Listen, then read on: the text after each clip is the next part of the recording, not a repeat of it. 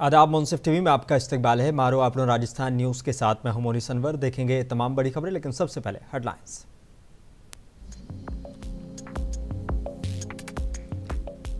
प्रधानमंत्री नरेंद्र मोदी ने राजस्थान में की जनसभा। बोले, कांग्रेस और मुख्यमंत्री अशोक गहलोत को सत्ता से बेदखल करने वाली है जनता। कन्हैया कुमार का दावा, राजस्थान में इस बार बदलेगा रिवाज। बोले, कांग्रेस बनाएगी सरकार। गहलोत सरकार ने राजस्थान की शान पर ग्रहण लगाया है। जेपी नड्डा बोले, महिला उत्पीड़न में राजस्थान पहले नंबर पर।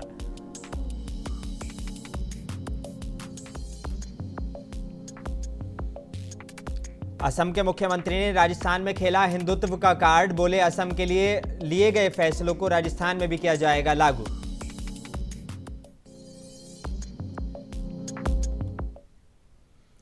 राजस्थान के भरतपुर में कांग्रेस के राष्ट्रीय अध्यक्ष मल्लिकार्जुन खड़गे पहुंचे हुए हैं और चुनावी जनसभा को संबोधित कर रहे हैं। सीधा आपको लिए चलते हैं।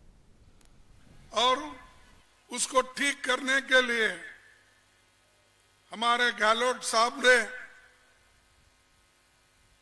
बहुत कोशिश की है, अभी भी कर रहे हैं। उनके पिताजी से भी हम मिले, उनके बहन जो थे वो भी आए थे, उनसे मिले। मिलने के बाद पूरे हॉस्पिटल में ऐसा एक वातावरण हुआ था कि वहाँ सैकड़ों लोग हमारे पीछे थे और गहलोत जी के पीछे थे और यही कहते थे कि आप जो यहाँ आकर उसकी मदद कर रहे हैं और वो 1 साल से यहाँ पर गिरा हुआ है, तो इसीलिए उन्होंने उनकी शुक्रिया अदा की और उन्होंने कहा कि उनके पिताजी और बहन सब उन्होंने कहा कि गहलोत साहब, अगर आप मदद नहीं करते तो मेरा बेटा नहीं बचता था, वो जीवित नहीं रह सकता था। आपकी कृपा है, उन्होंने बोल दिया।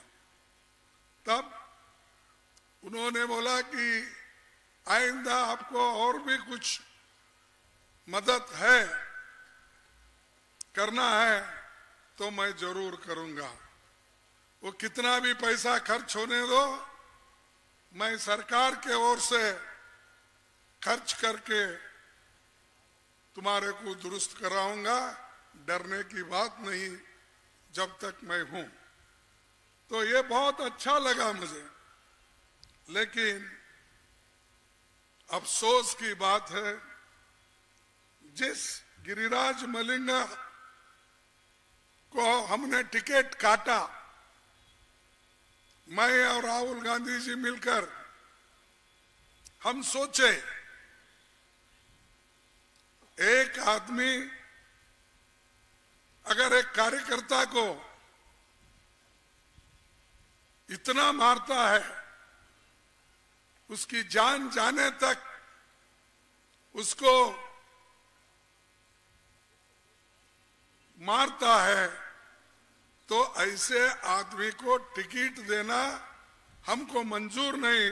हम उस मालिक को, गिरिराज को टिकट नहीं देंगे, चाहे वो कुछ भी होने दो, चाहे हम हारने दो।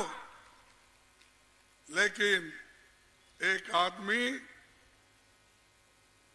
दलित के युवा को पीट रहा है, ये देखा नहीं जाता, तो इसीलिए हमको देरी हो गई।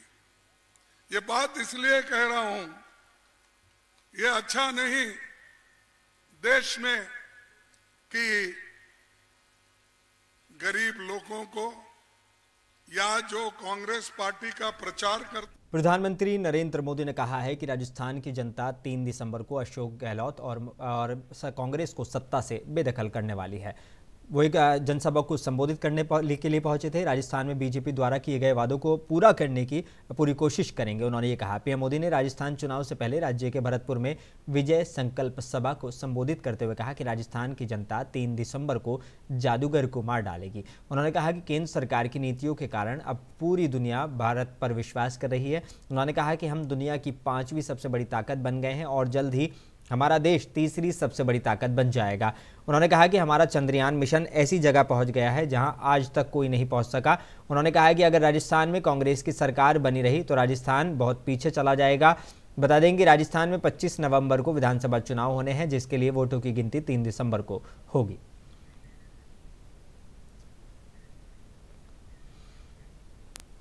और राजस्थान में आज काफ़ी सियासी हलचल देखने को मिली। पीएम मोदी, अमित शाह के अलावा कांग्रेस अध्यक्ष मल्लिकार्जुन खड़गे और राजस्थान के सीएम अशोक गहलोत कई दौरों पर रहे। भरतपुर में उन्होंने कई कार्यक्रमों में हिस्सा लिया। भरतपुर इलाके में दोनों पार्टियों के लिए बेहद अहम है। यहाँ कुल 19 सीटें हैं। 2018 के लिए चुनाव में बीजेपी ने सिर्फ धौलपुर सीट जीती थी, जबकि कांग्रेस 13 सीटों पर कांग्रेस कामयाब हो पाई थी। अब कांग्रेस को अपनी सीट बचाने के लिए चुनाव करना होगा। यही वजह है कि दोनों कांग्रेस और बीजेपी पार्टियां यहां प्रचार अभियान चला रही हैं। इस दौरान एक जनसभा को संबोधित करते हुए अशोक गहलोत ने भाजपा पर जमकर निशाना साधा और अपने काम गिनवाए। मुझे खुशी है, हमारे वर्ग का एक व्यक्ति शानदार इतिहास लेकर के बढ़ता बढ़ता यहाँ तक पहुंचा। आज आपके बैर की धरती पे मौजूद हैं, जो बाबा मनोहर दास जी तपोस्थली है, सिद्ध बाबा की भूमि है। मैं इनका स्वागत करता हूँ और मुझे खुशी है कि पहले दलित मुख्यमंत्री पाड़िया जी भी भुसावर से थे और आपके दलित विरोधी मंत्री भी बैठते हैं। आप सोच सकते हैं कि किस प्रकार कांग्रेस हमेशा जिस प्रकार से आजादी के बाद से ही, बल्कि पहले से ही जो ध्यान रखा है क्षत्रिय कौम का, दलितों का, पिछड़ों का, आदिवासियों का। और राजस्थान के बिलाड़ा में भाजपा के राष्ट्रीय अध्यक्ष जेपी नड्डा ने कहा कि राजस्थान विभिन्न पगड़ियों के साथ साथ संस्कारवान लोग हैं, जिन्होंने अपने बान लंबे समय तक संभाल कर रखे थे, उसे गहलोत सरकार ने तार तार कर दिया है। आज जेपी नड्डा ने पेपाड़ में जनसभा को संबोधित किया। उन्होंने यहां भाजपा सरकार बनने पर हम एक स्पेशल इन्वेस्टिगेशन टीम बनाएंगे जो खदान, पीएम आवास योजना, जल जीवन मिशन, रीट और फर्टिलाइजर और भर्ती में हुए घोटालों की जांच करेगी और जो भी इनमें दोषी पाया जाएगा उसे जेल में डाला जाएगा। साथ ही उन्होंने कहा कि अशोक गहलोत ने राजस्थान में 5 साल तक शासन किया ही नहीं, यहाँ केवल कुर्सी की लड़ाई होती रही। 19 पेपर लीक की घटनाएं हुई, वन रक्षक भर्ती में घोटाला हुआ, पटवारी घोटाला हुआ, पुलिस कांस्टेबल भर्ती घोटाला हुआ, जैसे न जाने कितने ही घोटाले यहां हुए हैं।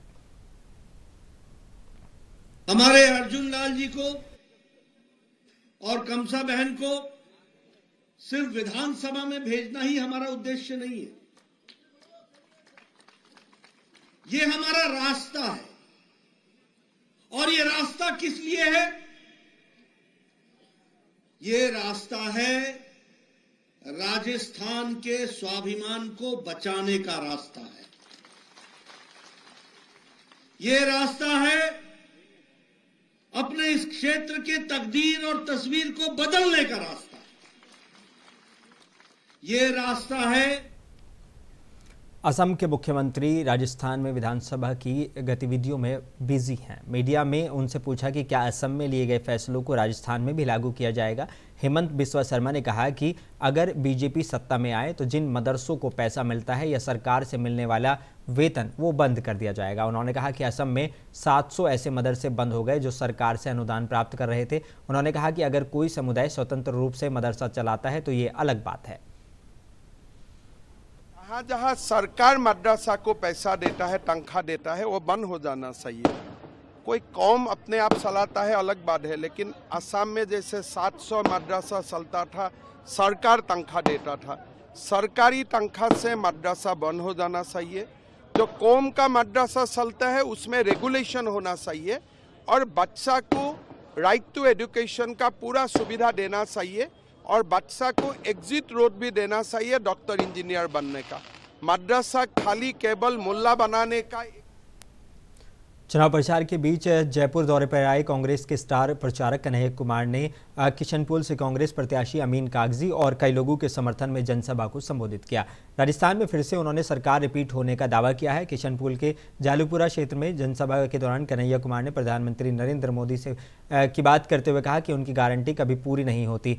अब राजस्थान में 450 रुपये में गैस सिलेंडर दे रहे हैं तो क्यों ना पहले इसे गुजरात या उत्तर प्रदेश से शुरू किया जाए। इस बार कांग्रेस मिजोरम, छत्तीसगढ़, मध्य प्रदेश के साथ साथ राजस्थान में भी सरकार बनाएगी। इसके अलावा उन्होंने कई बातों को लेकर बीजेपी पर निशाना साधा। यह बात समझनी पड़ेगी कि आज हमारे मुल्क में हमारी सबसे बड़ी समस्या क्या है, हम किन समस्याओं से जूझ रहे हैं और किस तरीके से हमारा ध्यान भटकाया जाता है। आजकल तो तांगा नहीं चलता है, अब तो तांगा चलना बंद हो गया है। लेकिन पुराना हिंदी सिनेमा देखिएगा ना तो उसमें अभी भी तांगा है। शोले फिल्म जाके देख लीजिएगा, बसंती का एक तांगा है, धन्नो। तो धन्नो के आंख पे एक चश्मा होता है ताकि धन्नो इधर उधर ना देखे, धन्नो सीधा चले, चाबुक खाए और दौड़े। ये हमारे साथ वही व्यवहार कर रहे हैं। हमसे टैक्स लेते हैं, टैक्स के पैसे से। कांग्रेस विधायक और इस बार किशनपुरा से उम्मीदवार अमीन कागजी से मेरे सहयोगी और मुंसिफ टीवी के national bureau head Khurshid Rabbani ने राजस्थान चुनाव को लेकर और उनके चुनाव को लेकर खास बात की। जयपुर की किशनपुर से विधायक और कांग्रेस के उम्मीदवार अमीन कागजी साहब इस वक्त हमारे साथ मौजूद हैं। बहुत रात हो चुकी है, चेहरे पर भी थकान जो है वो नज़र आ रही है इनके। असल में इश्यूज़ क्या हैं इस वक्त आवाम के, लोगों के बीच ये जा रहे हैं। ज़ाहिर तौर पर 5 साल से ये नुमाइंदगी कर रहे हैं, अब कितना मुश्किल वक्त है इनके लिए जानने की कोशिश करते हैं। और जो स्कीमें हैं इस यहाँ पर स्टेट हुकूमत की, यानी जो सूबाई हुकूमत है उसकी, इन्हीं की पार्टी है, ज़ाहिर तौर पर उसकी सरकार है, या तो वो क्या क्या जो गारंटीज़ दी हैं और जो स्कीम से उनका किस तरीके से लोगों तक फ़ायदा पहुँचा और क्या उसका फ़ायदा अब वोटों में बदलता हुआ नज़र आएगा। क्या कह रहे हैं साहब, किस तरीके से जो है इश्यूज़ वो आगे बढ़ रहे हैं, जो काम किए हैं वो लोगों तक पहुंचे हैं और क्या उनका असर अब दिख रहा है? आपको लगता है कि वो जो काम किया था हुकूमत ने, अब उसका रिवॉर्ड आपको मिलने वाला है? देखिए, सूबाई हुकूमत ने जो गुज़िश्ता 4-5 साल में जो काम किए हैं उसको लेकर यहाँ की जो आवाम है वो बहुत एक्साइटमेंट में है, कांग्रेस के फेवर में है। उसकी बहुत सारी वजूहत हैं। वजूहत ये हैं कि जैसे चिरंजीवी योजना है, वो एक मॉडल स्टेट के रूप में राजस्थान में पूरे हिंदुस्तान में फेमस है। 25 लाख रुपए का चिरंजीवी योजना जो है उसका हमें बहुत लाभ मिल रहा है लोगों को, जिसमें चाहे हार्ट की डिजीज़ हो, किडनी ट्रांसप्लांट हो, लीवर ट्रांसप्लांट हो और डिजीज़ जो होती हैं उसमें ज़ीरो कॉस्ट पे इलाज हो रहा है और वो बेहतरीन इलाज हो रहा है। इसका बहुत बड़ा इम्पैक्ट ज़मीनी सतह पे देखने को मिल रहा है। दूसरी बहुत सारी स्कीम्स हैं, जैसे हमारे अंग्रेजी माध्यम स्कूल हैं, उनका सतही तौर पे बहुत ज़्यादा लोगों में पॉजिटिवनेस है। तीसरी, हमने जितनी भी वेलफेयर स्कीम्स चालू किए हैं और जनता तक वो पहुँचे भी हैं, और चूंकि जनता तक वो पहुँचे हैं, अब जनता आशीर्वाद के तौर पर इन्हें वोट देगी और एक बार फिर से यहाँ पर कांग्रेस की हुकूमत बनेगी। कैमरा पर्सन बलवंत के साथ खुर्शीद रब्बानी, मुंसिफ टीवी, जयपुर। और राजस्थान में चुनावी सरगर्मियां बहुत ज़्यादा बढ़ी हुई हैं। राजस्थान माइनॉरिटी कमीशन के चेयरमैन रफ़ीक खान से राजस्थान चुनाव को लेकर मेरे सहयोगी और मुंसिफ टीवी के national bureau head Khurshid Rabbani ने खास बात की। इस वक्त हम जयपुर में हैं और रफ़ीक खान साहब इस वक्त हमारे साथ हैं। चेयरमैन हैं आप माइनॉरिटी कमीशन के राजस्थान के, और साथ ही मेंबर जो है वो असेंबली भी हैं। इनसे हम बातचीत करेंगे कि इस बार के जो चुनाव हैं, इस बार के जो इंतखाबात हैं वो कैसे अलग हैं और क्या क्या बड़े इश्यूज़ हैं। पिछली बार भी हम आपके साथ बातचीत कर रहे थे 2018 में, और पहली बार आप चुनावी मैदान में उतरे थे। उस वक्त की जो सियासत थी वो शायद थोड़ी अलग थी।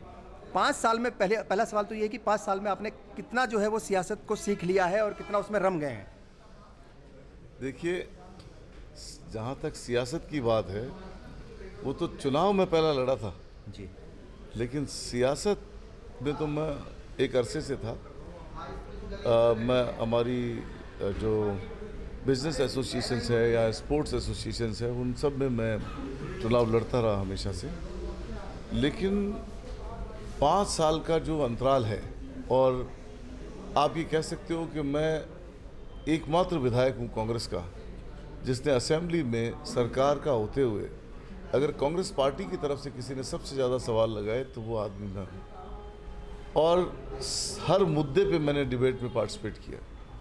जब भी बजट के अंदर डिबेट होती इश्यूज़ के ऊपर तो मेरा ये नज़रिया रहता कि वंचित वर्ग को क्या मिल रहा है, कैसे उसको पैसा मिले, कैसे उसको बजट मिले, कैसे हम उसको यूटिलाइज कर सकें, कैसे उस बजट को हम आम आदमी तक पहुंचा पाएँ, किस तरीके से काम हो।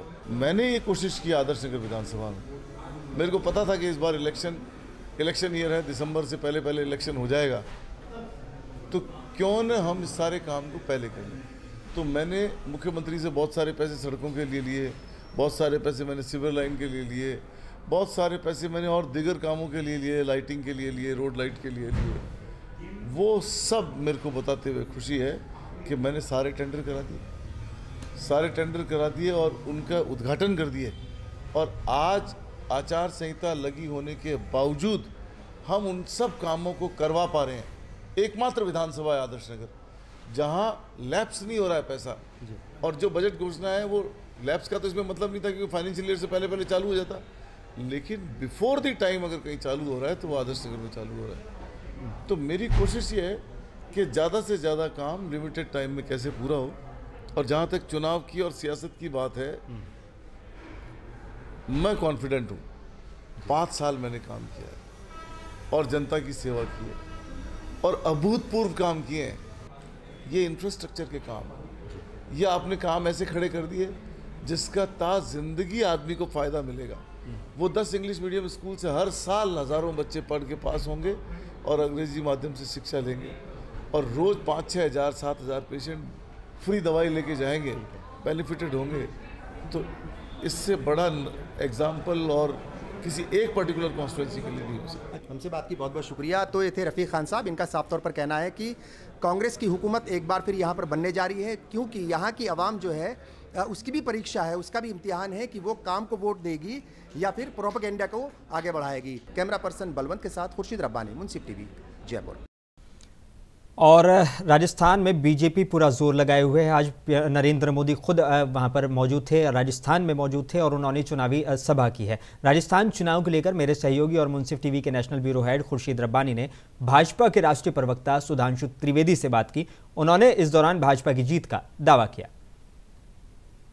भाजपा के राष्ट्रीय प्रवक्ता और मेंबर पार्लियामेंट सुधांशु त्रिवेदी जी इस वक्त हमारे साथ हैं। राजस्थान में हैं लगातार, और राजस्थान में जो सियासी आबो हवा है लगातार उसको ऑब्जर्व भी कर रहे हैं और अपने बहुत सारी चीज़ें या बातें या इश्यूज़ जो हैं वो लोगों तक भी पहुंचा रहे हैं। आखिर क्या है राजस्थान में, किस तरह की हवा चल रही है, क्या रुख है, उससे जानने की कोशिश करेंगे। सर, आपका इस्तकबाल है मुंसिफ टीवी में। क्या कहेंगे, राजस्थान में लगातार आप बने हुए हैं, बहुत सारे लोग जो हैं, मतलब जो लीडर्स हैं, सेंट्रल लीडरशिप, वो यहाँ पर है और आज से प्राइम मिनिस्टर के भी दौरे शुरू हो रहे हैं राजस्थान के। तो ओवरऑल क्या लगता है आपको, किस तरीके की जो है वो सियासत यहाँ पर देखने को मिल रही है और रुख जो है हवा का वो क्या कह रहा है? देखिए, राजस्थान का रुख तो बहुत साफ है जी कि अब राजस्थान में अंधेरा छटने वाला है जी, सूरज निकलने वाला है और कमल खिलने वाला है। और जहाँ तक जो मुद्दा है, तो मैं सिर्फ आज ही का बात बताना चाहूँगा। अभी जो महंगाई की दर है जी, उसका जो लेटेस्ट आंकड़ा आया है 5% के नीचे आ गई है, 4.87 हो गई है, 4.87 जी। अब राजस्थान में अभी भी 6.6 है, तो राजस्थान में नेशनल एवरेज का 1.5 गुना है।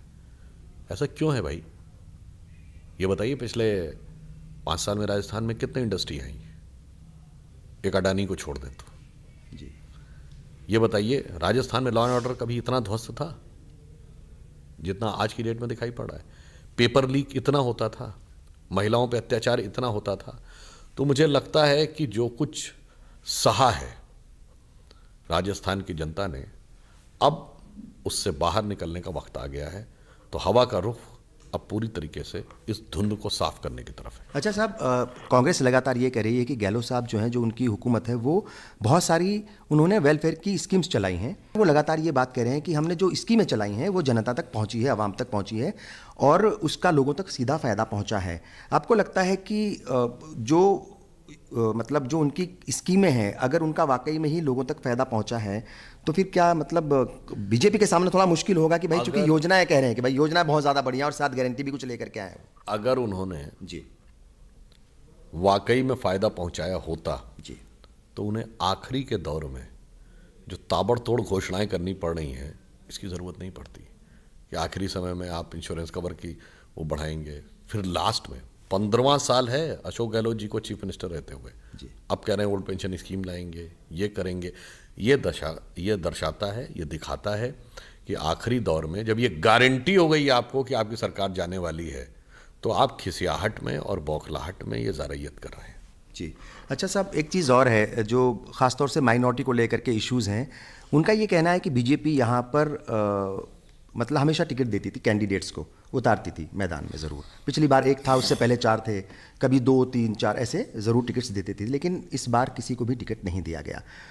तो मतलब उनसे क्या गलती होगी उस समाज से? वो ये कह रहे हैं कि भाई हमें क्यों रिप्रेजेंटेशन नहीं मिलता, क्यों टिकट्स नहीं देती पार्टी, कुछ मतलब कोई अलग तरह की ये रणनीति थी या क्या था ये?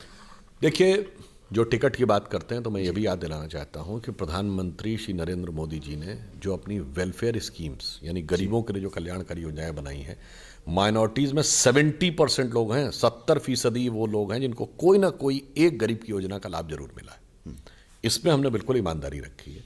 अब जो रिप्रेजेंटेशन की बात आती है वो 3 आधार के ऊपर आती है। नंबर 1, पार्टी के साथ एफिलिएशन, पार्टी में एक्टिविटी, सोशल एक्टिविटी और जीतने की कैपेबिलिटी। तो मैं तो ईमानदारी से कहना चाहता हूं कि माइनॉरिटीज़ जितना आके जुड़ेंगी उतना हम उनको आगे आने का मौका देंगे। और मैं ये भी याद दिलाना चाहता हूं, जो लोग रिप्रेजेंटेशन देने की बात करते थे कांग्रेस पूछे। बुलेटिन में बस इतना ही। अपने मेज़बान मोहनिस अनवर को दीजिए इजाज़त। आप बने रहिए मुंसिफ टीवी के साथ।